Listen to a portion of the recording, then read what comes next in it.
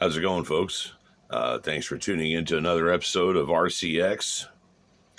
So recently, I've had some people asking me about my heavy haul truck, and rightfully so. And there's a couple of reasons that it hasn't gotten a lot of work lately.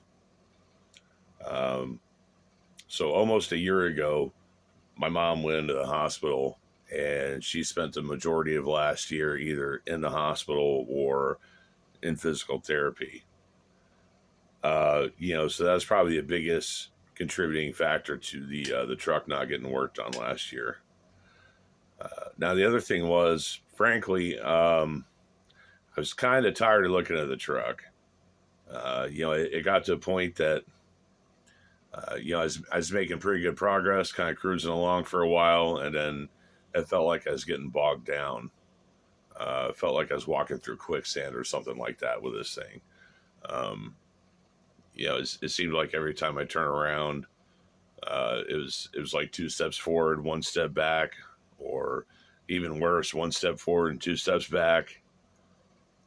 Uh, but mom's out of the hospital; she's doing a lot better.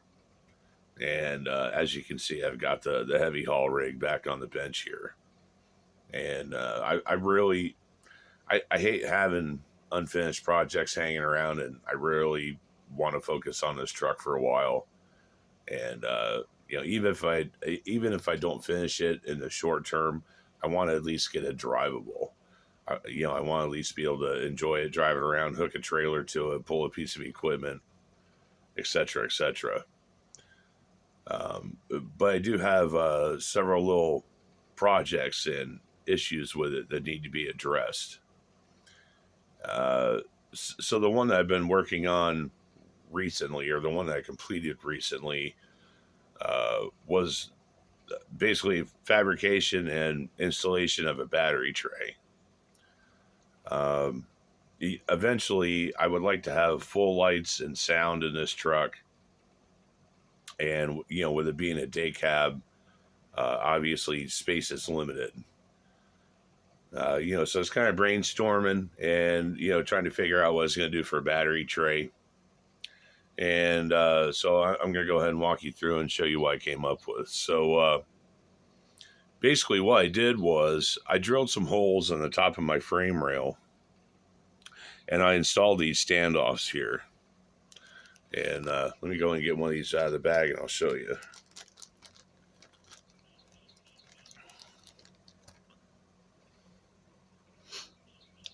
So I got these standoffs on eBay, and you can get them in multiple different lengths.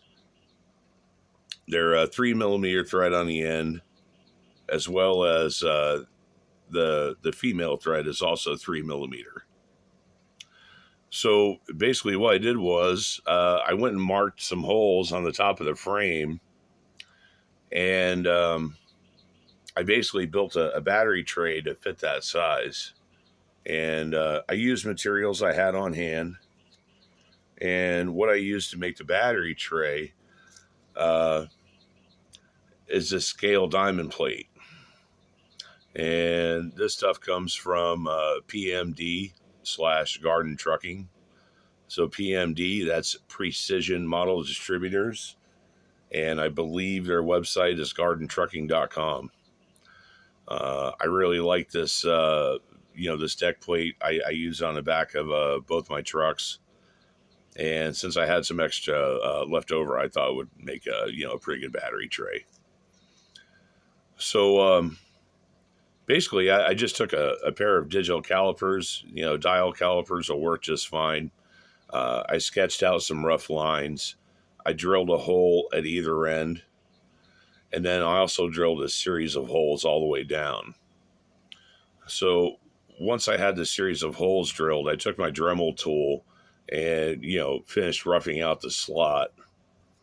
And, it's not perfect. It doesn't need to be. You won't see it once the front end's installed. After I roughed out the slots, I took a file and tried to smooth them out a little bit more. So basically,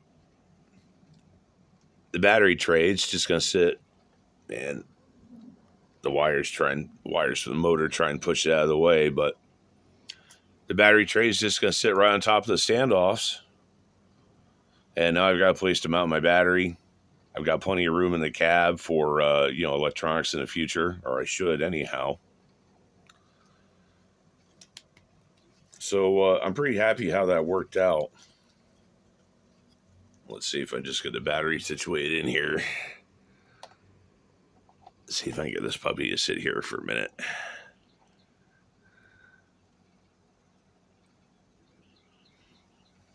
Well, anyways, it needs to be screwed down, but you get the idea. So I now have a battery platform, and again, plenty of room to put electronics in the cab in the future. And another little thing I've got going on here in the front end, since I'm doing the video here. So I picked up a 3D printed radiator from TrueScale RC. I feel like it might just be just a tad on the tall side. So what I'm going to have to do is cut these mounts off the bottom.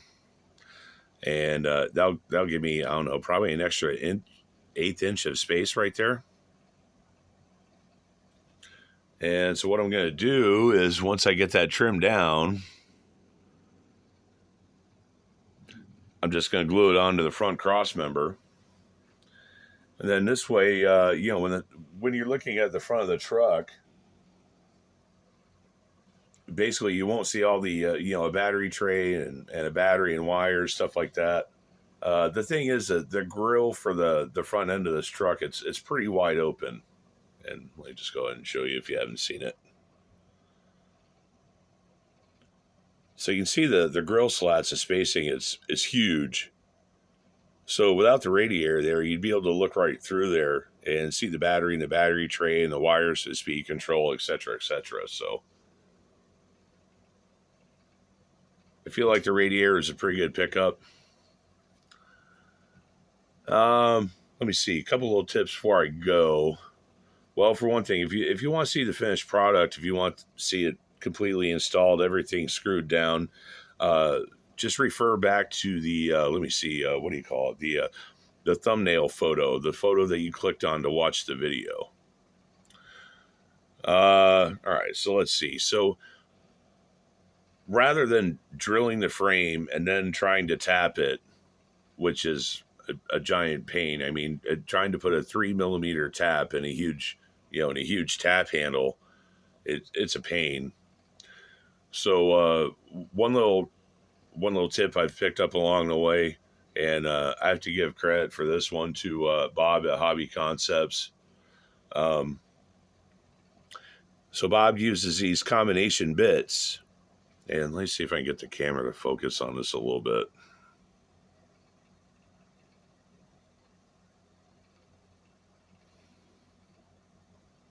Well, I'm not sure it's going to work, but anyhow, it's a combination drill and tap.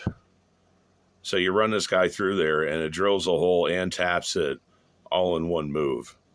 And, again, I picked that one up from Bob at Hobby Concepts. I didn't even know these things existed until I watched one of his videos. But definitely a big time saver. And one other little tip before I go here. The fourth hole, the last hole that I marked and drilled, unfortunately, it was kind of close to the edge of the frame rail, the lip of the frame rail. And no pun intended, sort of hanging on by a thread. Now these bits, I bought a 2-pack. So what I did was I put one in my drill, and I would go ahead and use a drill to, drill a hole and tap it. And then I would go back and by hand, I would run the extra bit down through the hole just to, chase the threads again. And so anyways, the last hole I was drilling is kind of close to the lip of the frame rail.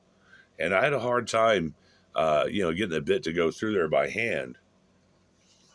Well, I kind of had a little Looney Tunes Bugs Bunny moment. The light bulb above my head lit up.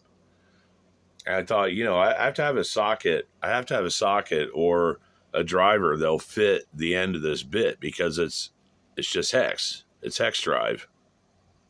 And sure enough,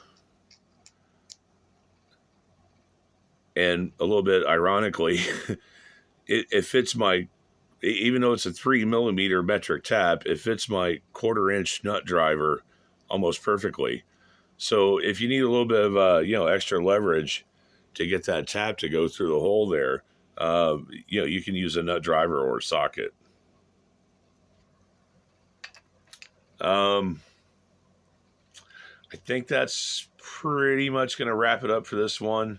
Again, this is I have several more projects that I need to wrap up, uh, or tidy up some details on.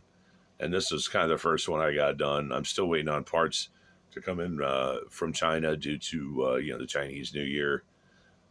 But there will be more updates on the truck. But it is quote, under the spotlight again. I'm working on it, and I'd like to make some good progress on this year.